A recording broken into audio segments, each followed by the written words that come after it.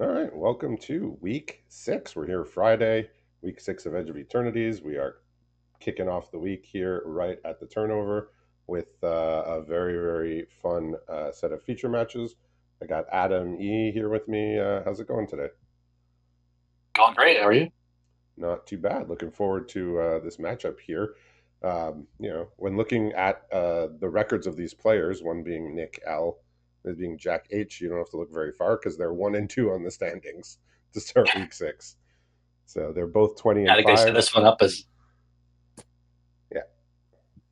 So they arranged this match in advance. It's not a coincidence. They did want to play each other, see who gets that win number 21 here. So bit of a rough looking hand here for Nick. What's Jack working with over there? Presumably some number of got an survey ambitious mechans. hand. He's got Forest Swamp Command Bridge, and then there's an Elish Norn Grand Cenobite, Yeah. Territorial Brutar, and a Seed Ship Impact. But now there's a Survey Mechan also. Yeah.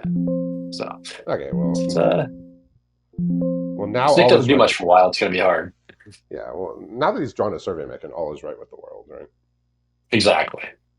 So we did not have a green source here in Nick's hand for his green creatures, but he has now drawn the command bridges, which give him access to presumably, basically, he'll be able to cast most of the spells he draws. So in hand, he's got to consult the star charts.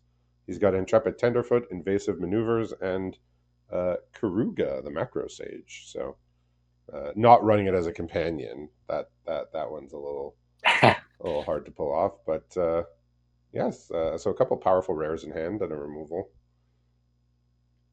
and We have just actually a couple things here to do now. We get the Survey Mechan, and there's also a Tanuk Memorial Ensign in okay. hand. Yeah, we got a 4/4 But here. I forget exactly what the backside of this does. I think it turns something else into a 5/5 when it attacks, or something like that. I mean, right now, a 4/4 is doing pretty good against the sand over here. Yep, it's a 4 mana 4/4, and it's not bad. Looks like he's gonna dig for lands here, presumably finding just a Makes some single land sense. here. Yeah, the only way we get to deal with anything is we've got a tragic trajectory and then an unsealed and a necropolis. So a lot of things that aren't quite ready to work yet in Jack's hand. Yeah, we saw just the amount of recursion that Jack had last time. So he opted to take the only land he saw, which was the forest and a Gigastorm Titan. He could have taken a Gene Pollinator and just played it to have potentially a little bit more mana, but it's like he'd rather just double spell here and get a 4/4 out. A drop for Jack over here was a Sandstalker Moloch. I mean, he could have Something attempted to to do. block with that, but I think he'd rather draw a card off it, which he's going to have Yeah. the option to do once Nick casts a blue spell, which I believe he's about to do here. Kind of happy and sad there, I think. Yeah, so I was what's looking the at we're gonna Mhm. Dom scrapbot a Cavalon Seeker and a couple lands. It took a mountain. Yeah, it sounds like he This had makes some enough to do in sense. hand. So just Yeah. having a mana is not bad. Yeah, we got Mountain will Karuga unlock still in this hand for Nick. brutal also. We got Evasive Maneuvers, Mechan Navigator, and a Vote Out. So he's got two removals, a 2-drop, and a Karuga, which can potentially net him a couple cards when it comes down. It's got no target for the siege ship impact in hand, which is would have made Jack's hand a lot better. We've only added a couple mountains since we last spoke, but I think this Tanook's going to finally make an appearance. All right, well here he is. Better when you Yep, 5 have a damage. lander, but he'll just play the 2/4 here. Interesting attack. Yeah. Well, it's going to work though. This tragic trajectory gets turned on now. Yeah. All right, we got Yeah, a Raging Ravine drawn, which is a tap land. it's blocking that 4/2 with a 2/2 is just too tempting. Okay. Yeah, this looks like he's just going to take a little 2-for-1. He's not going to try to get fancy with the Karuga. Just play a 5 mana 5/4 that draws a card. Nothing wrong with that. The Cloud Blazer Index approves. Okay, we got a mountain here, so we could play this the 6/6 territorial Brintar. It was also now an unfortunate accident in the hand That's a nice one too. as the other option. Yeah, of note, I mean, Jack can get 3 life back with the survey mega, but he's taken a good bit of damage this game here. Yeah. Note also he's one plains away, one white source away from Elish Norn. Yeah, that's that's a good one. Tends to make a difference when he casts that card. Yeah, that's a big scary monster, that one. Uh, all right, so he can 1, 2, 3, 4, 5, 6. So he can activate his survey mechan if he needs, but without anything with 3 toughness, it's don't think he would do that right now. Yeah, so Nick's taking a He's 7 moment here. 7.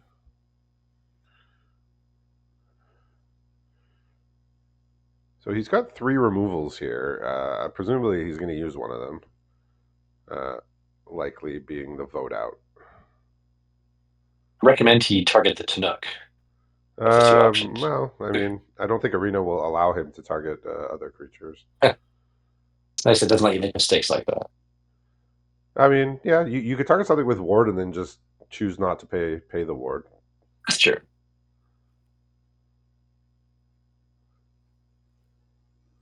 Looks like probably the I mean if Jack's not planning on sacking the survey mecha, which now looks not great, the unfortunate accident is probably what's going to happen here. Yeah, interesting. He could have played the Mecha Navigator, and he could have convoked that and looted away that swamp. Doesn't that swamp doesn't seem like super necessary right now? Interesting.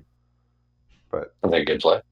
yeah, instead he just played the swamp and cast the vote out for 4, which is also okay. We're just going to unseal the necropolis. Okay. Okay, he's gonna just get some options under him first.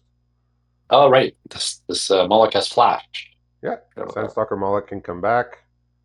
There was a black spell cast this turn, so he will be able to draw a card with that. There is a diplomatic relations waiting here on the other side, and invasive maneuvers.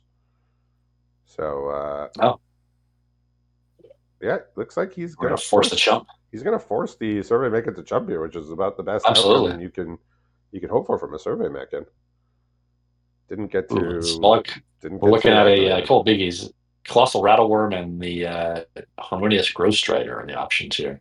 All right, those are acceptably large creatures. And 2 lands, but not plains, Yeah, so notably. if it was a plains, that might have been a harder decision, but Yes. as it stands, he's just going to take the big old 6/5 here. And of note, Oh, there is another creature on board in the land slot for Nick the Raging Ravine. So there's oh, that is potentially notable. 3 lethal attackers coming, and there's an invasive maneuver here to potentially. Well, Jack drew the worst case scenario 0 point ballad there, sitting on 2 life. Hmm. He can do it for x equals 1, I suppose, but He could. That would be a legal play. well, I mean, he could do it for x equals more than that also, but he also legal play. Yeah. So as long as he activates this Raging Ravine, is Yeah. I don't is there a way to stop all of these creatures here? Just the unfortunate accident, which I believe Okay. it costs 5 to make the 1/1, right? So no. Yeah, if you have one more mana, he could destroy and have a blocker. Yeah. Yeah. So looking at the deck here, it's mostly Simic, but he does have a fair share of black, and Invasive Maneuver looks like the only red card. He also has red sources to activate the Raging Ravine. Has a few black cards, mostly green blue here. Yeah, we've seen for Jack just the Ellis Norn's the only one. Oh, sorry. There's also a Getaway Glamour's the other white, and then the blue is the Codecracker Hound and a G-Morph Imago. Yeah, Other than that, it's pretty much green, black, couple red cards sprinkled yeah, in. that's what we saw the other day. So I don't know Yeah. Nick very well, but his deck is called "I Miss My Wife." So I don't know if that's an inside joke or if he just genuinely misses the person because they're not around right now. So um, I have no more to say on Yeah, that. the only thing I know about his deck is that it crushed me at the beginning of week 5.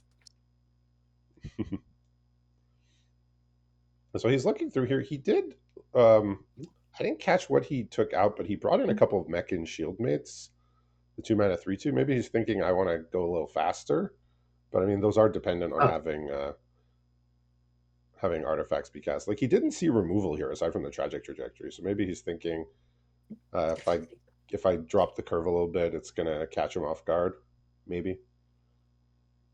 yeah, you get in under those survey mechanisms and the Yellow Norn. It's probably your best chance.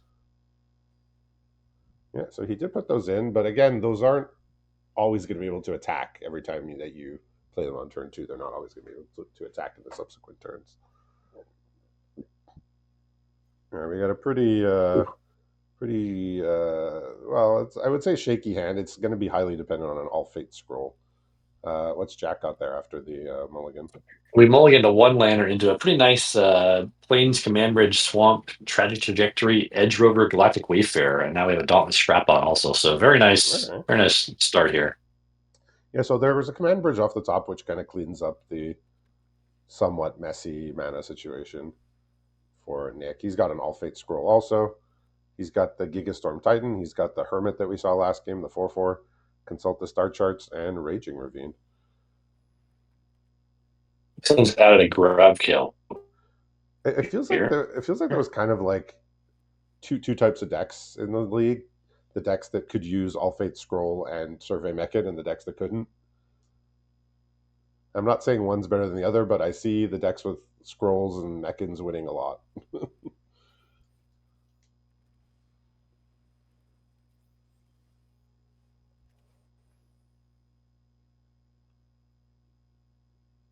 All right, we got a tractor beam off the top here. Nothing too interesting to take with it just yet.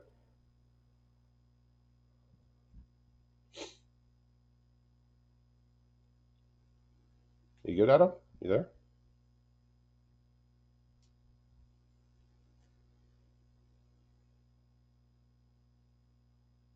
Uh, hmm,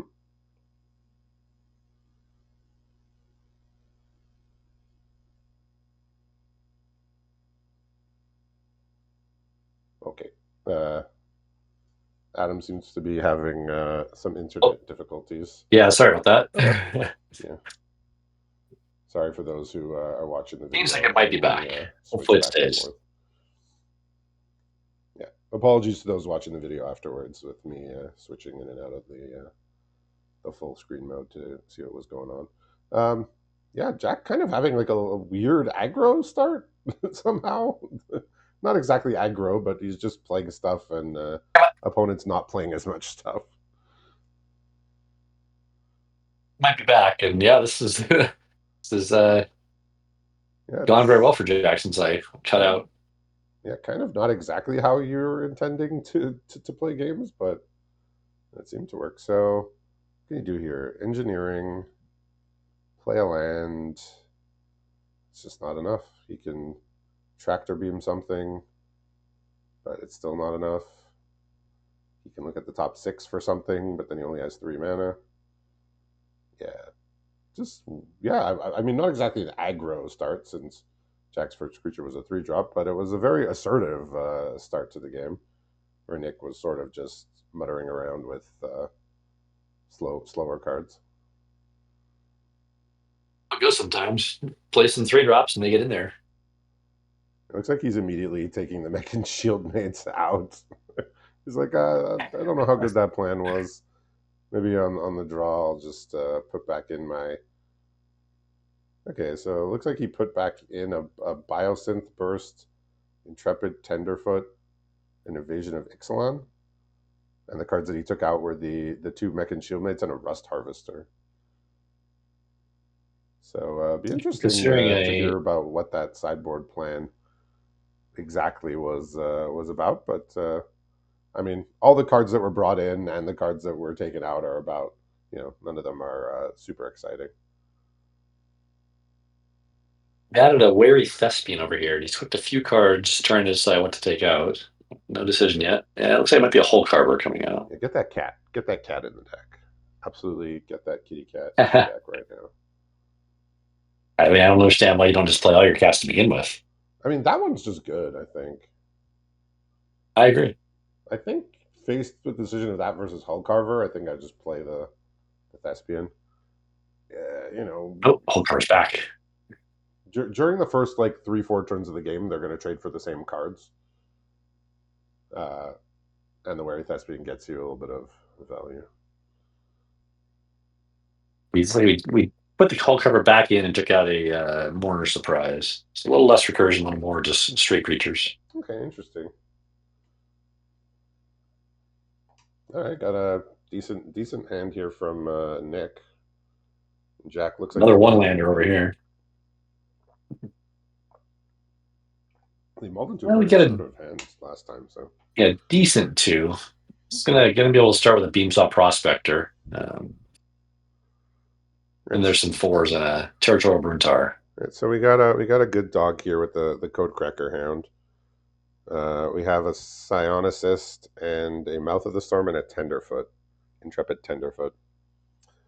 Yeah, so he can do the Code Cracker Hound this turn, and the next turn he can play Psionicist and then play the Code Cracker again, if he wants, or the Tenderfoot. Jack's just gonna be sitting over here hoping for a land on top. Yeah, I mean, sometimes you just got to keep the two-lander, especially on the mulligan there, and hope for the best. Nick deciding between a land and I a mean, Dice really, of Maneuvers, and he's actually going to take the land here. That he does have Mouth of the Storm in his hand, so getting land number 6, is okay.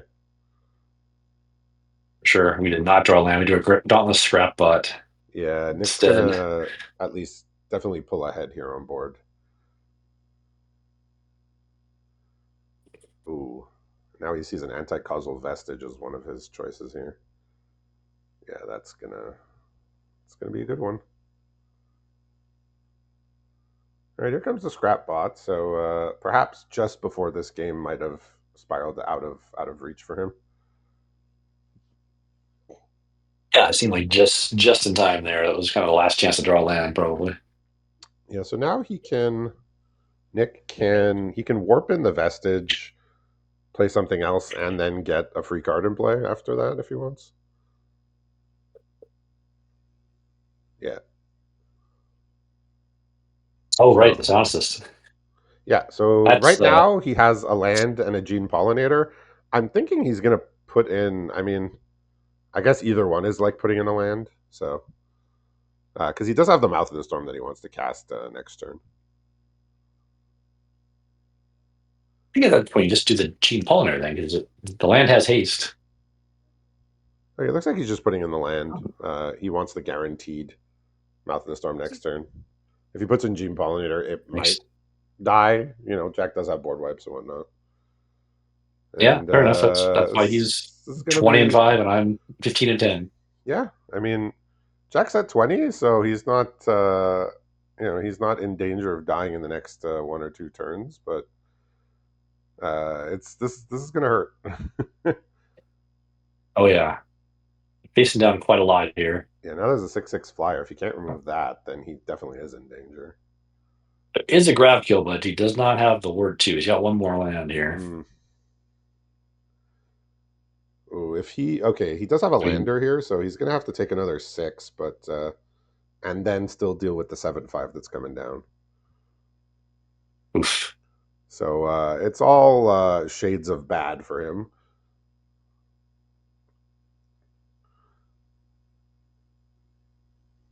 Okay. Yeah, and now he can just put a counter on his tenderfoot and pass it over. And he's forcing Jack to have an answer here, and we know that he does have one, but it'll take his whole turn. Yeah, exactly. His whole turn to deal with the Mouth of the Storm, and there's quite a lot left over there. Yeah, so the good thing for There's Jack also is a Territorial Bruntar, another option. he does have a lot of cards in hand, so uh, he does have to spend his whole turn killing this Mouth of the Storm, or at least dealing with it in some way. And then perhaps he could start deploying some of the cards he's been holding. Yeah, perhaps it does seem like that's kind of what you're priced into, and just chumping the Anticausal Vestige. You play this Bruntar, and you're just dead to removal. But it's Yeah, not and great we removing the Mouth got of the Storm either, to be honest. we got 2 forests in hand here for Nick, so no further pressure, but all the pressure is in play right now. Yeah, it's pretty scary though because he hasn't never really had a chance to need to play any removal, you got to assume there's something in hand. Yeah, I mean he's just played creatures. He took a forest over invasive maneuvers with the first Codecracker hand, just wanting to make sure he hit his lands. And turns out he hit all of them and then some.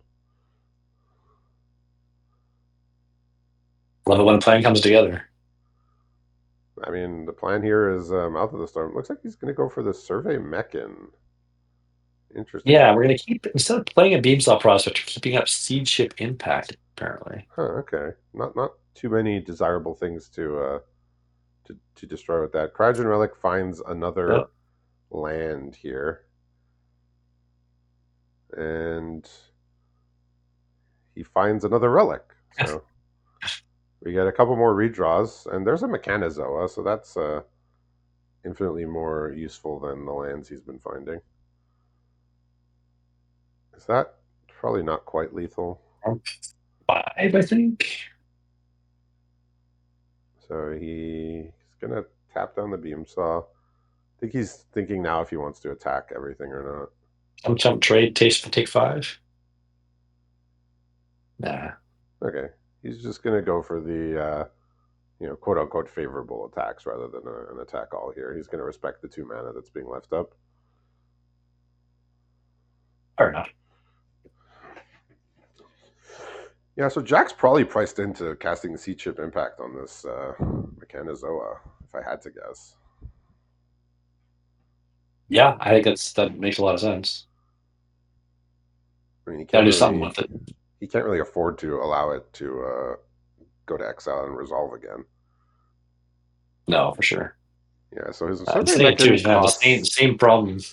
the Survey Mechan costs 6. This is kind of like the situation we saw in the first game. Just he has to jump with the Survey Mechan, but he's also just there's 4 lethal creatures in play here.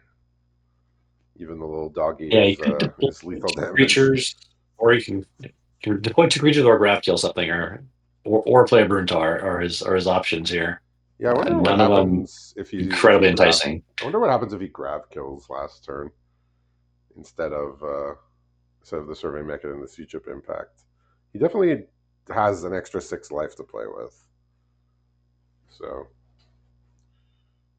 let's see how if he can put enough defenses here to stay in the game.